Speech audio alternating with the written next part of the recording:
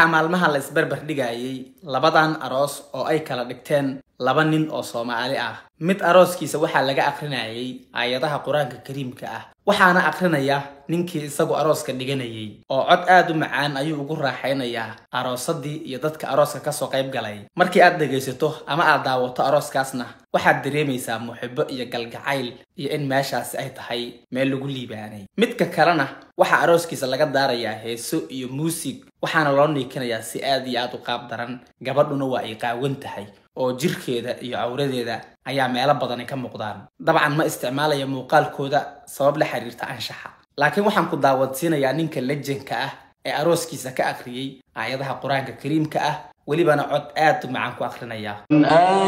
Aayatihi an khalaqa lakum min anfusikum azwajan litaskunu ilayha وجعل بينكم مودة ورحمة إن في ذلك لآيات لقوم يتفكرون. haddaba ninka sidaas arooskiisa u dhigtay oo arooskiisii isagu Quraan ku akhriyay, cod macaana maqashiyay gabadhii uu aroosayay iyo dadkii arooska kala soo qayb galay, macnaheedu waxa ay tahay in arooskaasi guuleystay oo uu liibaan ku sugan yahay una dhacay si Allah subhanahu wa ta'ala uu raali ka yahay. Mana laga yaabo in qoyska ama reerka sidaas ku dhismay uu si fudud ku burburo oo reerkaasi ay kala tagaan. Sababtuna waxa ay tahay iridda iyo meesha laga soo galay reernimada ayaaba waxa ay tahay meel Allah uu raali ka yahay. Laakiin Ilaahay ha sahlay waxa uu dib u yaalaa ninka markii uu aroosayay inta gabadhiisa soo qaawiyay, heeso u shiday, muusig iyo tumasho uu arooskiisu ku dhacay.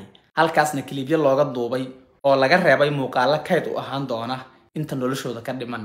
Haddaba aniga ahaantayda waxyaabaha aan ka baqo oo aan ka cabsado waxa ka mid ah arooskayga oo aan weli dhicin.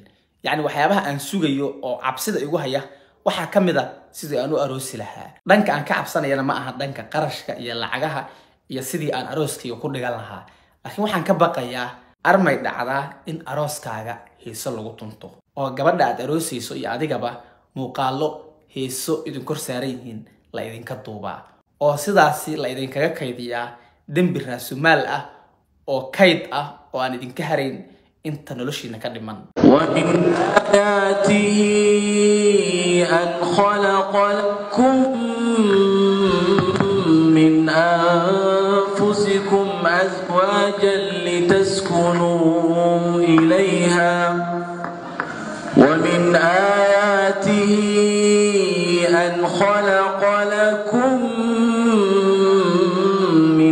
inta kadib haddii aad tahay qof qurbaha ku nool oo aad doonaysid qur'aan online ah, waxa aad ka heli kartaa dugsiga Makka Islamic Online oo aad ka baran kartid xifdinta quraanka, tafsiirka, ahadiista iyo ducooyinka kale ee diiniga ah. waxaana dugsigan online ka wax ka baran kara caruurta iyo dadka waaweyn, waliba hab casri ah oo aad iyo aad loo horumariyay. waxaana kala xiriiri kartaa lambarka shaashada kaaga muuqda oo aad ka heli doonto macalinka dugsiga. aad ayaad u mahadsantahay, waxaana ku leeyahay soo dhawaaw. wassalaamu calaykum.